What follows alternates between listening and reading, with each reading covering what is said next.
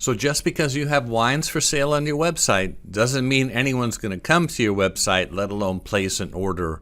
But I've got you covered. In this video, I'm going to teach you how to sell wine online like a pro.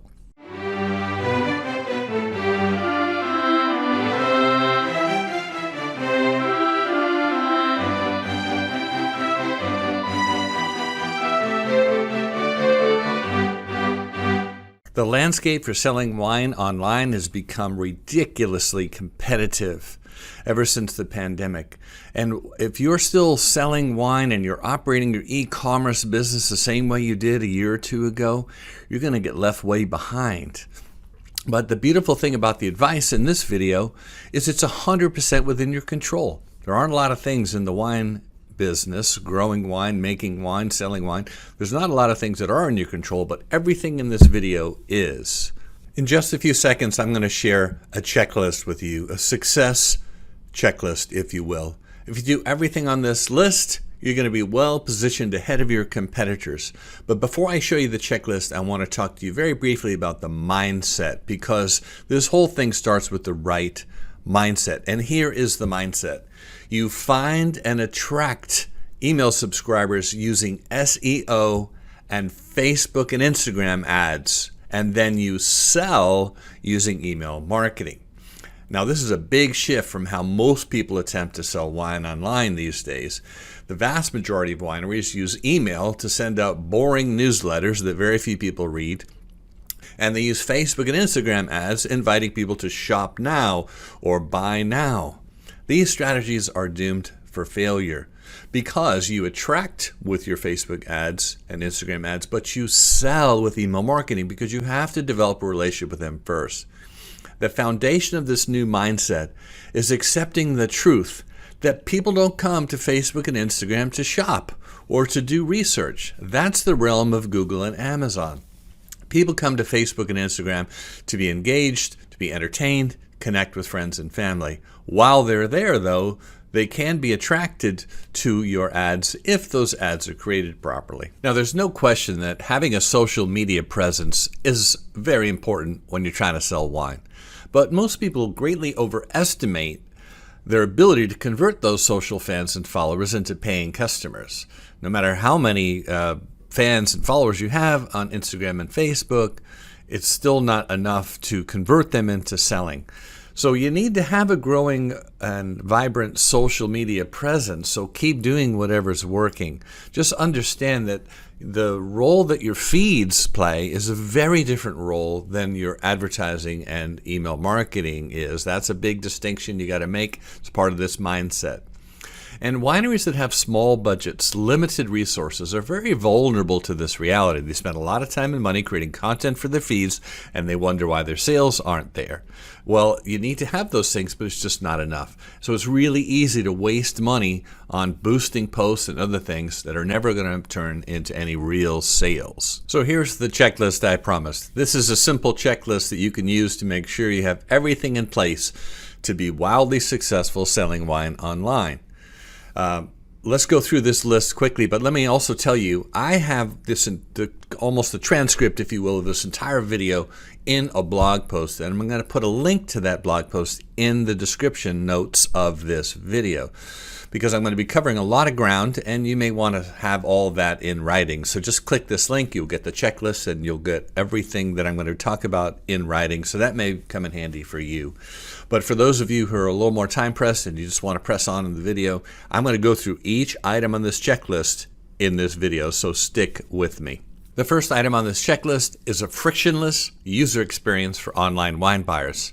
The competition for online wine buyers is fierce, fierce, fierce. And today's online shoppers are incredibly impatient thanks to Amazon and other great user experiences, great shopping experiences online.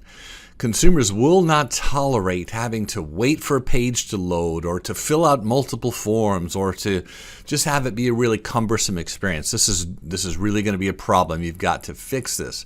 So wineries, large and small, must do everything they can to remove all the obstacles so that people can get on, make a purchase, and get off as seamlessly as possible. Now, a great place to start is to improve your site speed.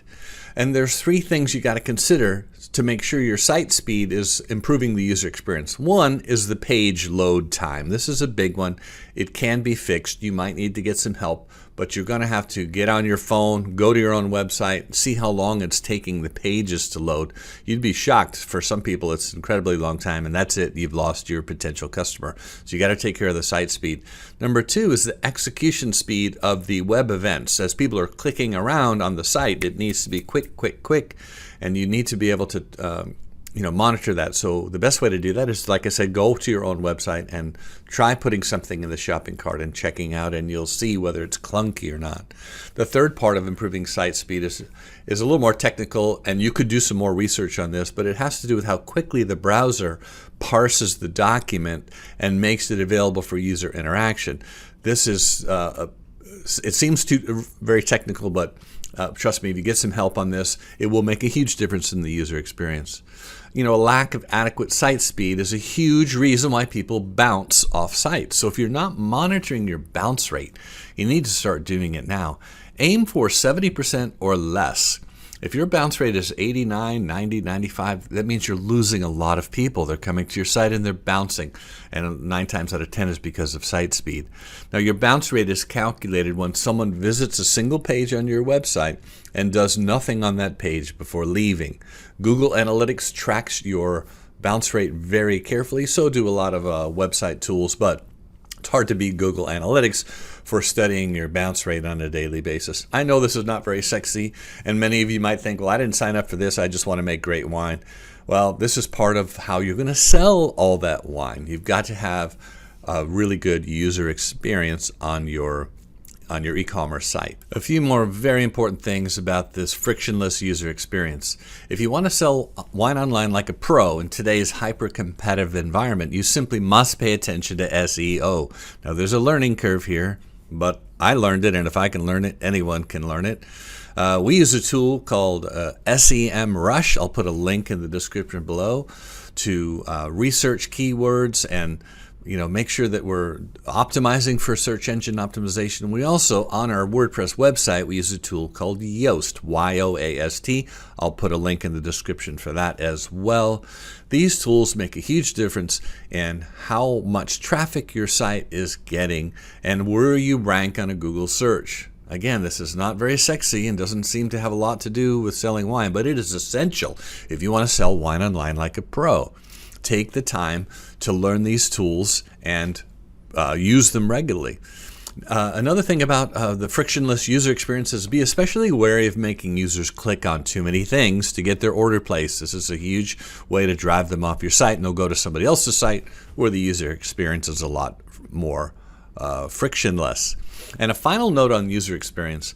Please make sure all your email forms, all of your contact forms, all of your sign-up forms have as few fields as possible. The best practice is first name and email address. That's it. You can collect more information later. Every field that you add to your form beyond a first name and email address, it's cutting your conversion rate between 8 and 50%. I mean, why would you want to cut your sales potential in 50% just because you want to collect zip code or last name? You can always get that stuff later. Trust me, this really will help a lot in enrolling more email subscribers if you keep the fields to the simple 2 things. And you can collect other data points on people as they click in the content of your email, and I'm going to talk about how to do that in just a second. Next on the checklist is the proper email marketing software.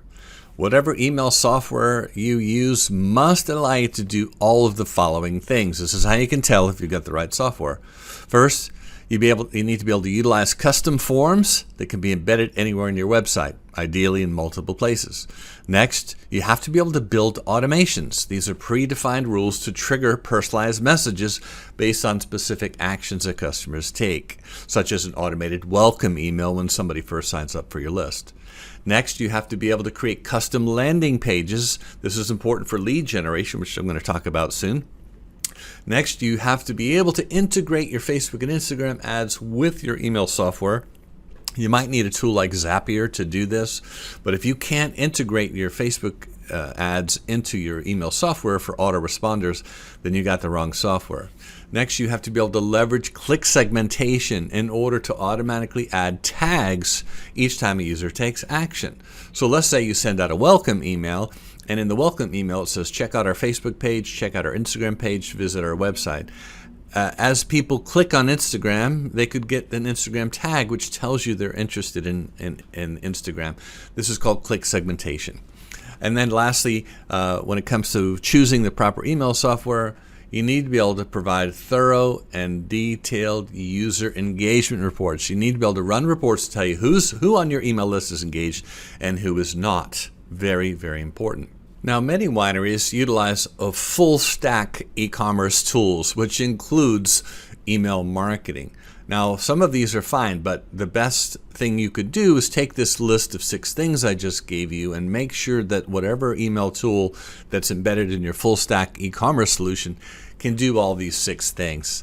If not, there are workarounds that allow you to use a parallel email marketing system that's going to transform your business. Since email marketing is when you're going to do most of your selling, that is not a place to cut corners. It is not a place to use, a tool that can't do all the things I just listed. Because the way you need to use email marketing today to sell wine like a pro goes way beyond sending out newsletters and wine club pickup emails.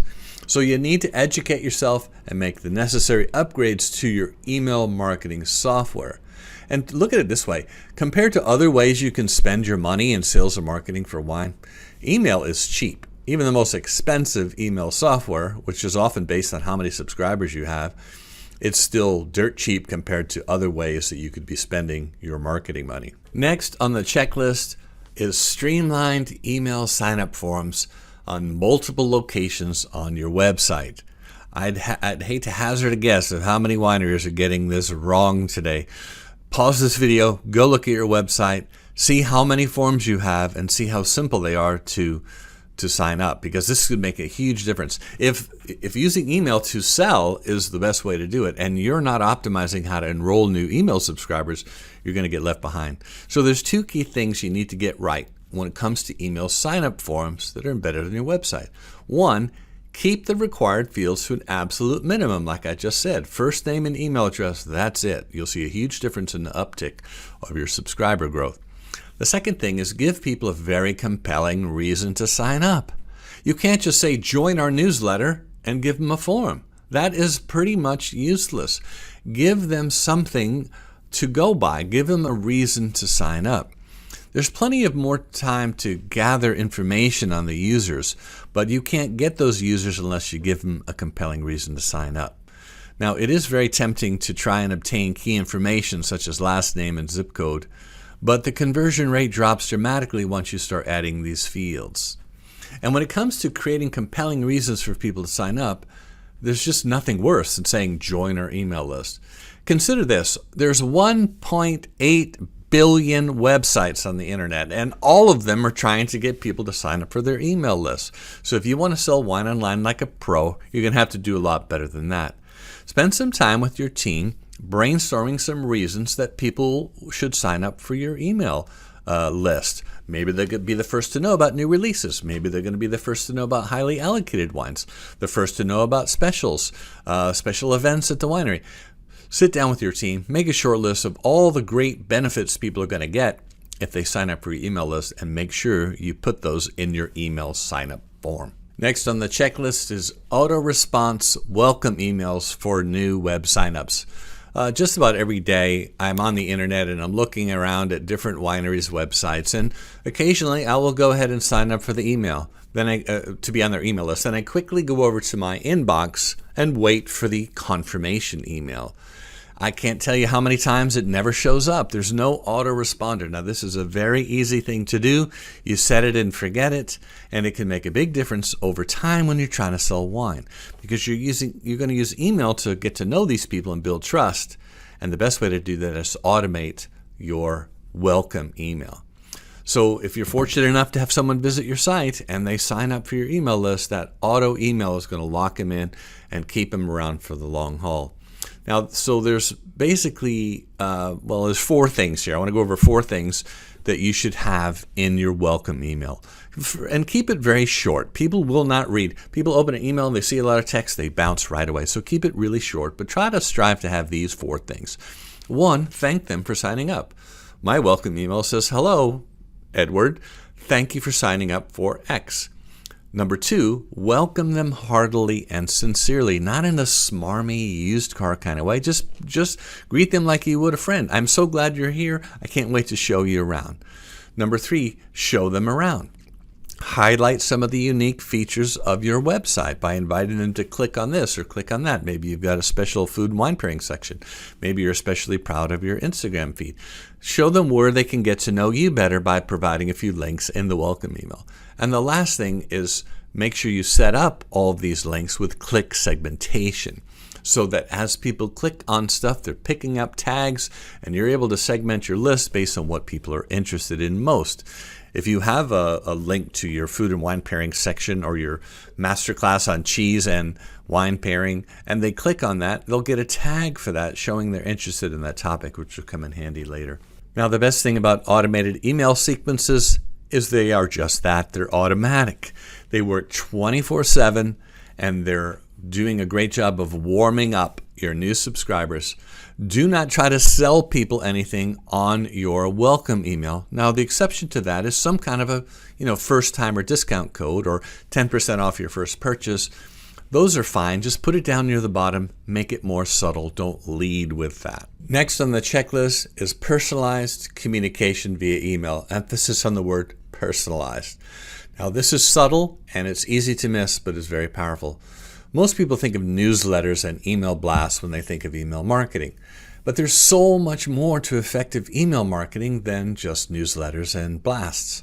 All of your email communication, all of it with your subscribers, can be personalized and should be personalized. And that's not just a function of putting their first name in the salutation. It's about the way you write to them, the way you speak to them. It should be a rare occurrence that you send out an email to your entire list. That's another part of personalization, is you want to only send the content to the people that want to get that content. So let's say you do have a winery newsletter and you diligently send it out every month. Please only send it to the people that read that newsletter. Don't send it to your entire list thinking more is more and maybe they'll see it.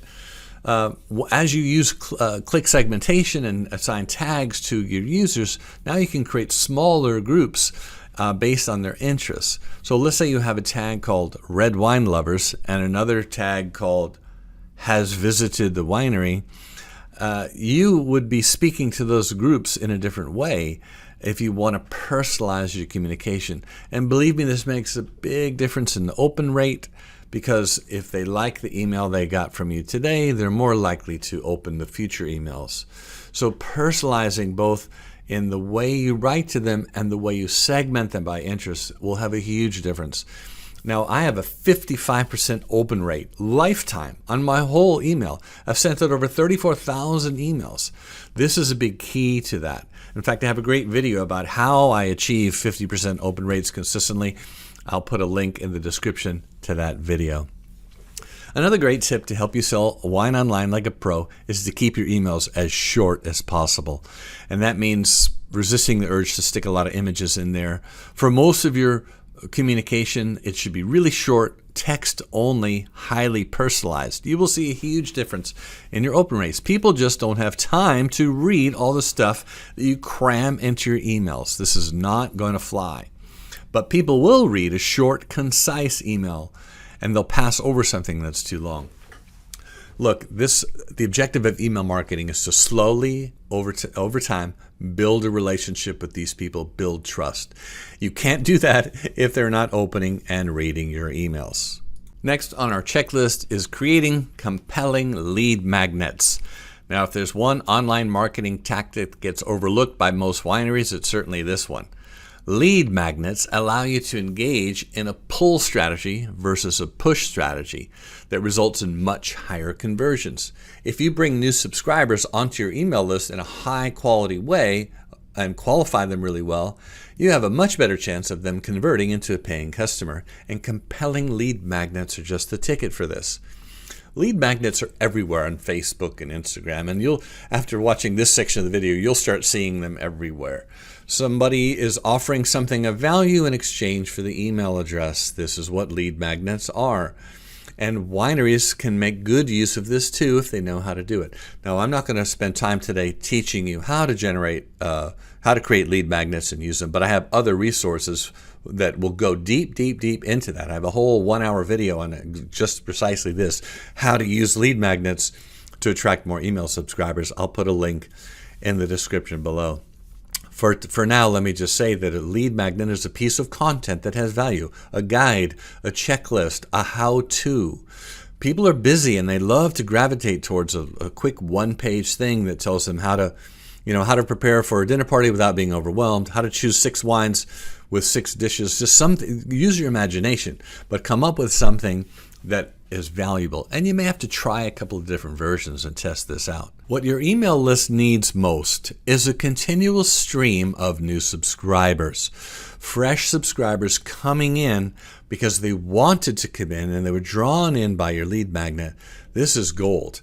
You've got to keep growing your list with fresh new subscribers who are highly engaged. Lead magnets work great for this. So do yourself a favor and learn how to use this strategy, creating compelling lead magnets and using them to enroll new clients. I have a lot of great resources that are free to help you do this. The next item on our checklist for selling wine online like a pro is the using email nurture sequences for those new leads that you've generated. Once again, something that's very overlooked by a lot of wineries and even a lot of agencies. In order to convert new subscribers to paying customers, you've got to build a relationship with them. One of the best ways to do that is with an automated email nurture sequence that invites people, welcomes them, gives value, and once they get to know you and trust you, then you can start putting offers in front of them. And the best thing about this is it can be completely automated, which is why you need the right email software. See the earlier point on the checklist. So here's how this works, and I have a lot more expanded resources on how to do this, but for now I just want to give you a sense of how email nurture sequences work. You set up a series of emails that fire off 2 or 3 days apart, doing certain things to bring people deeper into the funnel, to bring them along in the relationship. So the first email, let's just talk about a basic 4 email nurture sequence. The first email delivers the lead magnet and welcomes them at the same time. This is sent immediately upon enrolling on your email list. The second email is sent 2 or 3 days after email number 1. Ideally, you're adding more value based on the topic of the original lead magnet. So let's say you've got a guide to entertaining for your red wine loving friends, blah, blah, blah. You can, in the second email and in the third email, provide more information on that topic. Keep the text short. Don't overload it with images or no one's going to read it. The goal of this email number 2 is to add more value based on the topic that they signed up for in the first place. But do not sell them anything. It's too early to try to sell them something yet. You've got to build a relationship first. Email number 3, similar things, just a different content. So you want to keep building and giving value. There's a great book on this by Gary Vaynerchuk called Jab, Jab, Jab, Right Hook. And you've got to use the same philosophy when it comes to nurturing email subscribers. So quick side note, I study a lot of content creators, YouTube folks, etc., online that make millions of dollars a year. I aspire to be like them, and this is their secret sauce: automated nurture sequences that build relationships with people 24/7. Wineries should be doing this too. Now, in that fourth email, that's when you can put some kind of a soft offer. Don't hard sell. Don't put pressure on people. Just a friendly greeting and, hey, thanks for being on our list. Here's 15% discount, or here's free shipping, or whatever. Or here, we've made a special bundle just for our new email subscribers. Take advantage of it here. So that's when you can sell in that fourth email. Your chances of converting a new email subscriber into a paying client is greatly enhanced by the use of email nurture sequences. Now, once they've completed the email nurture sequence, then they go into your drip or your broadcast group, where you can send out more personalized emails on an ad hoc basis based on specific interests. Speaking of drip and broadcast email strategy, that's the next thing on our checklist. You need a solid email marketing strategy for your drip/broadcast email. Some people call it drip, some people call it broadcast. I guess a good way to make the distinction is drip might be something automatic that you set up on a schedule. Broadcast is more of an ad hoc. I like to use broadcast for my email list. I rarely send something out to the whole list, maybe announcing a new website or something like that. But for the most part, my broadcast emails are very ad hoc. I wait until I have something important, something interesting, something that's newsworthy, and I send it to the people who would be interested in that content based on the segmentation that I'm using in my email software. So there's a huge difference between just sending out an email newsletter to your entire list and then using this more, surgical approach, if you will, to email marketing, where you're sending very specific pieces of content to people who have an interest in that topic. So like when I create a new YouTube video, in my email list are all the people who have expressed an interest in watching my YouTube channel. And I send the announcement that I've posted a new video just to the people who already expressed an interest in YouTube. This is how you get to very high open rates. It's not unusual to have 70 or 80% of the people open that email because they already know they're interested in that topic. So you need to look for ways to do this too. Brainstorm with your team on how to do this. But you need to have a good strategy for this. It can't just be sending out newsletters. That is very old school, and if you want to do a newsletter, fine. But again, I said this earlier, only send it to the people who have already opened, consistently open that email. So if you wait until you have something exciting to say and you say it to the group that's interested in that topic, you're going to see a huge jump in engagement and, of course, a big jump in your open rates. The last item on the checklist is to regularly purge your cold subscribers. Now, I know this is going to be uncomfortable, and some of you are going to stiffen up at the thought of deleting hundreds of subscribers from your list. You've got to let go of this because this is not a more is more game. It's about a quality versus quantity of your email subscribers. And no matter how good a job you do attracting people to join your email list, there are going to be a lot of people who don't ever open a single one. And you don't need them on your list, cluttering up the works, hurting your open rates. You should purge them once a month or so. Once you've done it a few times, you'll get over the pain of it. And it's hard to not take it personally that people aren't opening your email. But it happens. It happens. So regularly purging your cold subscribers is a really healthy thing to do for your email marketing. Now, there's a good way to do it. And I'm going to put a link in the description below of a great article from ConvertKit. So I use ConvertKit for my email software. I love ConvertKit. I'm a big fan. They have a great article about a couple of different strategies to purge your cold subscribers. And what is a cold subscriber? Well, there's a couple of definitions you could use. The one I like to use is if somebody hasn't opened anything that I've sent them in the past 90 days, 3 months, haven't opened a single thing, I tag them as a cold subscriber. I may give them one more opportunity to stay on the list. I'm going to ask explicitly, or I might just delete them. So it feels good, actually, to see your open rates go back up to where they should be. It's a more accurate reading of your open rates if you're not clogging it up with a bunch of cold subscribers.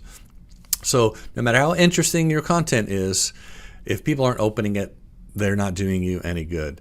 So, and working with only your highly engaged email subscribers will really fuel your creative energy. You're going to feel like you really do have a relationship with these people. Many of them are going to reply to your emails. So you miss out on that wonderful feeling, that getting that extra wind in your sails. You miss out on that if you hang on to cold subscribers just so you can look at that top line number of subscriber lists. I know this personally. When I first got over 1,000 email subscribers, I was so excited. After purging cold subscribers, it knocked it down to 700 again, and I had to start all over. It can be a little demoralizing, but I will tell you, that's part of how I have a 55% email open rate, is I only work with people that are truly engaged in my content. So you need to practice this yourself. So I'm going to wrap it up here. If you got value in this video, please give it a thumbs up. It helps me a lot, gets my content out to more people. And if you haven't subscribed to my channel yet, please subscribe because I send out videos like this all the time and you want to get alerted. So hit the little bell button. So this is a great time to separate yourself from the pack. As I said earlier, it's a very intense, highly competitive environment trying to sell wine online. There's way over 10,000 different wineries trying to do the same thing, 10,000 domestic wineries. The good news is most of them won't do these things. Most of them will keep sending out boring newsletters to no one who reads it. Most of them will never purge their email subscriber.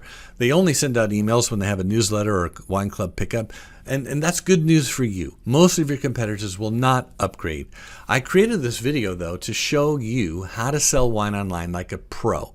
And I'm hoping that this content has really captured your interest and want to dive deeper into some of these subjects.